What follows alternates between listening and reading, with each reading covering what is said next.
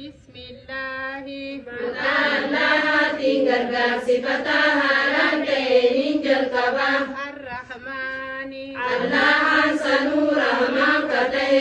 الرحيم الله سنور رحيم كته تفسير قرآن صدومن يقلتني فاتير رجلتني جان دابدو أكمتين سنا منامه jechaan siimir kabeessinabe akkasiga meeqa ayyee isiniin gaafadha mee gabaabsinee suuraa quraanaa keessaa faatii uumamee bikka takka oggaa yoo nan isin gaafadde naaf ni deebisan labsii qaree amma duranii saarabtoota rasummaa deeme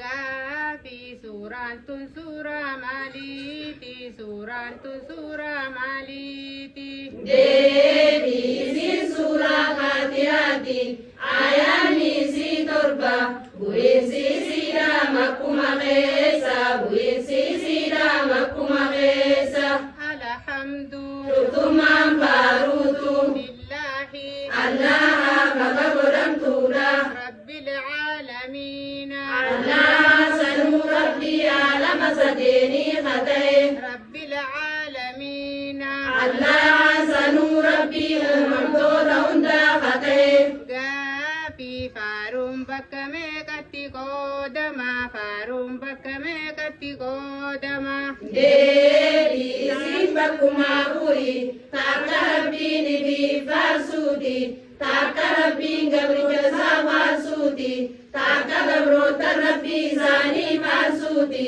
takka uumamtoonni fi wal faarsuu kana faada takka uumamtoonni fi wal faarsuu kana faada Gaafi rabbiin fi faarsuu irratti ragaan maali? deebii jecha rabbii olaanaa ta'eeti jecha rabbii olaanaa ta'eeti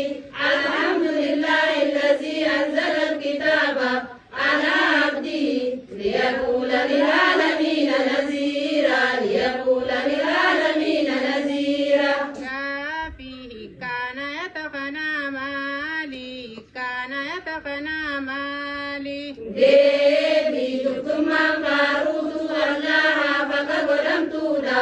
allahan sanuu gabricha isaarratti quraana qabuuse akka alamtoota dinniinuuf jecha akka alamtoota dinniinuuf jecha Arrahmaani allaha sanuu duniyaa keessatti uumamtoota hundaa akka rahmata godhaa kata'e Arrahiimi allaha sanuu guyyaa qiyaamaa keessatti muumintoota qofaaf rahmata godhaa kata'e Maaliki yawmiddiini mootii guyyaa galataa kata'e Maaliki yawmiddiini handurfataa guyyaa galataa kata'e Iyyaaka na'budu yaa rabbi suma qofaaf barra muqaamii dhaqallee waan gabbarru sheekaa fi kubbillee waan gabbarru wa iyyaaka nasta'iinu suma qofaan gargaarsifanna uumamtootaan hin gargaarsifannu ayyaanaa fi barakaa uumamtootaatiin hin gargaarsifannu ihdina siraata almustaqiima karaa qajeelloo nu qajeelchi ihdina siraata almustaqiima karaa diriiraa nu qajeelchi siraata alladhiina an'amta alayhim karaa sanuu karaa warreen isaan qajeelchitee isaanirra kananiitee kata'e Gaafi warreen rabbiin isaan qajeelchee isaanirra qananeessan eenyu faadha? deebii nabiyyootaa fi siddiiqtoota shuhadaa fi saalihoota faada shuhadaa fi saalihoota faada غير المغضوب عليهم kanaa warreen nurra fuutee haka godhatee kan ta'in غير المغضوب عليهم karaa yahudaa kan ta'in ولا الضالين karaa warreen bira haka godhatee kan ta'in ولا الضالين karaa nasaaraa kan ta'in maqaan biyya kaamilaa Muhammadin jedhamu ayyee amma barreessituu madda Araashiiti ani gaafa duraanii bakka gideen fi gandi nu duraa kun barate akkamitti baratuu hin qabne jennee nuti isaanirra fakkeenya ilaallannee nuti illee mitiisa kana walitti qabamne barannee ammaan sana gaasa too'ida kana buufne sadarkaa tafsiraa kanarra jirra amma waan nu barbaachisu nuti namni tokko barataa ta'ee eega ka'e kitaaba qabaachuu qabu.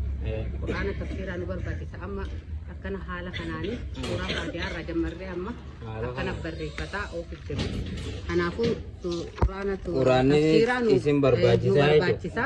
akkana barachuuf gaama qabeef akka barreeffataa kan beeyne immoo akka gaafa toohida hundee tokkoffaa lammaffaa sadaffaa jeeshee abaadee nu maxxansisanitti akka maxxansuura tafsiira nu barbaachisa. Namni kasilkii waraabbate saniin qabataa kaan immoo ijoolleelleen dubbiftuuf kitaabni tafsiraa kun nu barbaachisa hanga jiru soddommanitti dhaabuu hin qabnu ajjannoon keenya bakka faatihaa irraa kaafnee hanga suuraa baqaraatti waan oofuu qabnuuf jee yaadni kiyya guddaan kanaan. Maashaallah yaadni kee yaada bareedaadha. Inshaallah nama 500 miti nam 5,000 taatan hordoftoota kiyya itti namana waan ta'eef quraana 5,000 fidee yeroo lammataa inshaallah dhufee isinii ilaala. Du'aayis achumaan gootanii fi asumaanuu namoonni ispoonsara quraanaa ta'uu fi barbaadan nu dubbisaa isiniin jennaa quraana nu barbaachisaa jechuu jiranii. Bayaanii fi abaadillee umrii rabbi nu haa dheereessu warra nu deemullee rabbi umrii nu haa dheereessu sheekha keenya illee sheekha isaan umrii dheertu rabbi nu haa kennuufi.